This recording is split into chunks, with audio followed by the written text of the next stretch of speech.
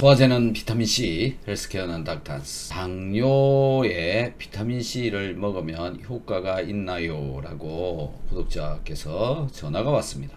당뇨와 비타민C의 관계성에 있어서 비타민C가 얼마나 당뇨에 중요한 것이며 현재 당뇨의 치료 선택을 하고 있는 것에 관한 문제가 어떤 게 있는지 이런 것들을 여러분들하고 이야기를 나누어 보도록 하겠습니다.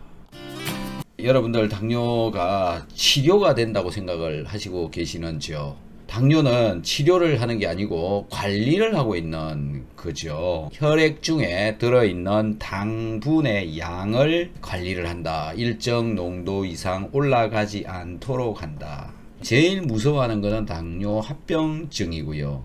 당뇨 합병증이 무서운 것이라면 가장 먼저 해야 되는 게 뭡니까? 자, 그래서 어떻게 해야 되는가라는 것들에 대해서 좀 더 알아보도록 하죠. 당화혈색소 5.7에서 6.4 이 안에 들어가면 전당뇨 단계다. 즉 당뇨로 갈 가능성이 굉장히 있다. 그렇기 때문에 정상 범위로 돌아가기 위해서 무진장 노력을 해야 된다. 당 농도가 올라가면 췌장에서 인슐린을 만들어서 분비를 시켜서 혈중에 인슐린이 막 돌아다니게 만들죠. 이 인슐린은 혈관벽을 다시 뚫고 나와서 다시 림프액 중에 들어있다가 림프액에서 세포로 가야 되고, 이게 세포라면 세포벽에 인슐린을 인식을 하는 인슐린 수용체라는 게 있습니다. 리셉터라고. 거기에 이 인슐린이 와가지고 얘기를 해야 되는 거죠. 수용체야, 포도당이 왔으니 빨리빨리 집어넣어라. 이렇게 해서 포도당이 이제 들어가게 되는데, 들어간 포도당은 이제 없어져야 되죠. 이렇게 흘러가는 이 길에서 문제가 생긴다. 어떤 문제가 있느냐라는 건데요. 온 포도당이 혈관을 뚫고 포도당이 지나가야 됩니다. 혈관을 넘어서 이 세포까지 가야 됩니다. 산소도 이쪽 세포로 혈액에서 산소가 충분하게 세포까지 또 가야 됩니다. 인슐린도 가야 됩니다. 그런데 인슐린이 고장이 나 있어요. 고장난 인슐린이 와요. 그러면 인식이 안 되니까 해결이 안 되죠. 고장나지 않고 제대로 작동하는 인슐린이 왔는데 인슐린이 이 세포의 수용체에 인식이 되어지지 않으면, 즉 이 세포의 수용체에서 인식을 하는 그 사이트가 고장이 나 있으면 인슐린을 인지를 못하게 되는 경우도 있습니다. 이런 일련의 상황들이 벌어지게 되면 이 중에 한 개라도 제대로 안 되면 해결이 안 되는 거죠. 이 안에 물질의 농도가 너무 높기 때문에 그렇습니다. 즉 포도당이 지나가기도 어렵고 인슐린이 지나가기도 어렵고 가기가 어렵다라는 거죠. 즉 소통이 안 된다. 그래서 가장 간단한 당뇨를 해결할 수 있는 방법이 뭐냐라는 거죠. 그게 바로 오토파지입니다. 오토파지. 내 몸속에서 내 몸속에 있는 노폐물을 없애가는 거죠. 그래서 저의 생각을 한번 말씀을 드려보겠습니다. 당뇨라고 하는 것은 말 그대로 소변에 오줌에 포도당이 나온다 이런 말이고, 포도당은 탄수화물이고, 탄수화물은 우리 몸속에서 소모가 잘 되어지는데 이게 잘 없어지지 않으면 당뇨가 되어지는, 먹은 당분이 소모되지 않아서라는 거죠. 우리 몸에서 없애지 못해서 이 이야기죠.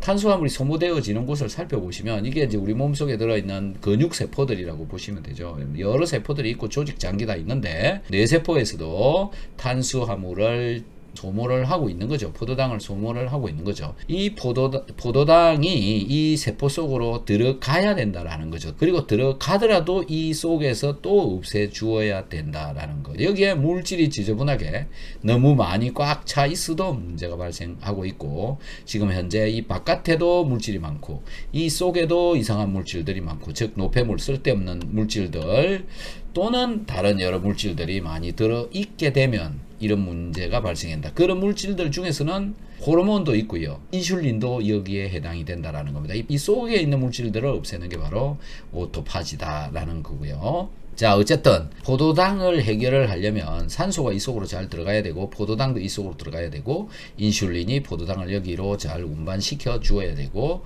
그 다음에 여기 미토콘드리아 속에서 세포 대사가 또 일어나 주려면, 분해를 시켜 주려면 전자가 필요하다. 이 과정들이 일어나야 된다라는 거죠. 그래서 이 포도당을 분해하기 위한 조건, 우리 몸에서 포도당을 분해하기 위한 조건은 어떤 게 필요할까라는 건데요. 우선 혈액순환이 잘 되도록 해야 된다. 혈액순환, 뭐 뻔한 얘기잖아요. 여러분들 다 아시고 계시는.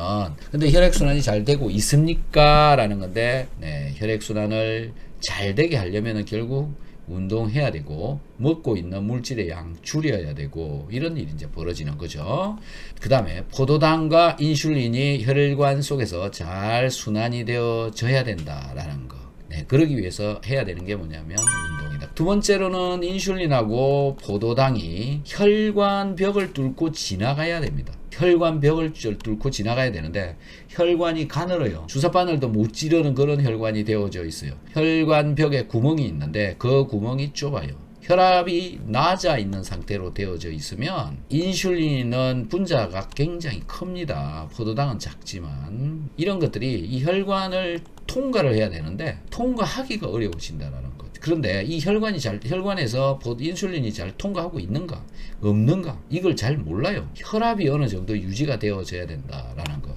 근데 저혈압이 되어지면 고혈당에서 저혈압이 되어지면 네, 어떻게 되어질까요? 라는 건데요. 제가 당뇨와 저혈압의 관계를 검색을 한번 해보니까 이런 이야기가 나와요. 저혈압은 당뇨 환자 사망 위험 인자다라는 거죠. 당뇨가 되어져 있으면서 저혈압이 되어지면 당이 지나가기가 어려워집니다. 반대로 저혈압이 되어져 있으면 인슐린이 혈관을 통과해서 지나가기가 어려워집니다. 그래서 여기 앞만 조금 읽어볼게요. 나머지는 여러분들이 좀 찾아보시면 될 것 같은데요. 네, 메디칼 트리번이라고 하는 데서 발표되어진 거네요. 네, 당뇨병 환자의 정상 혈압 범위 내 저혈압이 전체 사망 위험을 높인다고 연구 결과가 나왔다. 중국 상하이 교통대학 루이진병원 연구팀은 죽상동맥경화성 심혈관 질환, 암이 없는 성인 당뇨병 환자 3,000여 명을 대상으로 저혈압과 당뇨병 사망의 관련성 분석 결과를 하이퍼텐션에 발표했다. 이 하이퍼텐션이라고 하는 것은 짝짓 이름이죠.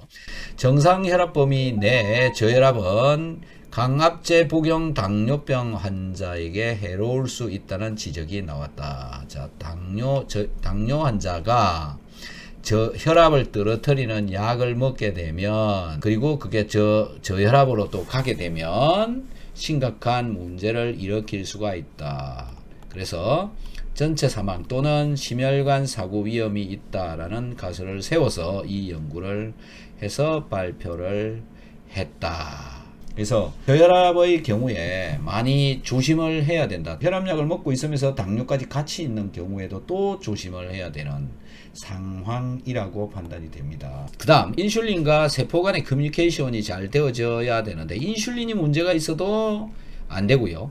세포벽에 인슐린 수용체가 문제가 있어도 해결이 안 된다. 그런데 이건 어떻게 해결하느냐라는 거죠. 해결 방법이 뾰족한 수가 없습니다. 이건 아무도 몰라요, 지금. 뭐 한간에는 여러분들 들어보셨는지 모르겠습니다만은 당질 영양, 당쇠 영양 이런 영양소를 섭취를 하게 되면 수용체가 수리가 되어진다라고 하는 설은 있습니다. 그런데 모릅니다. 그 다음에 제가 많이 말씀을 드리는 염분 부족. 네, 몸속에 혈관 바깥쪽에 염분이 부족하게 되면 삼투성 물질 이동, 물질 소통이 어려워진다고 저는 생각을 하고 있습니다. 그래서 당뇨를 가지고 계신 분 중에 염분이 부족한, 즉 소변의 염농도가 낮으신 분들은 꼭 소금 섭취량을 잘 조절을 하셔서 이 염분 농도를 조절을 해주면 좀 더 포도당 소모량이 증가할 것이다 라는 것이고요. 그래서 어떻게 생활을 해야 되느냐라는 건데요. 충분하게 골고루 잘 먹는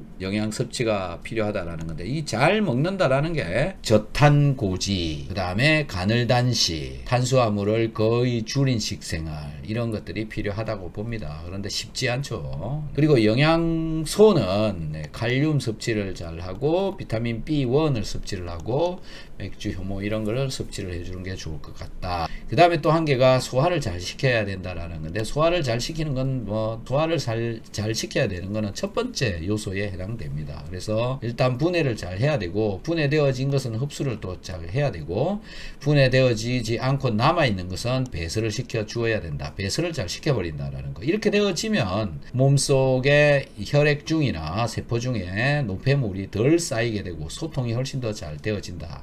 그 다음에 세포 속으로, 혈관 속으로 들어온 것은 대사를 잘 시켜서 분해시켜서 이산화탄소로 배출시킨다. 그렇게 하기 위해서는 필히 운동을 해야 되고, 운동을 하면 맥박이 올라가고, 맥박이 올라가니까 심장의 펌프를 훨씬 더 많이 돌리게 되는 거죠. 그래서 산소 공급도 잘 되어진다.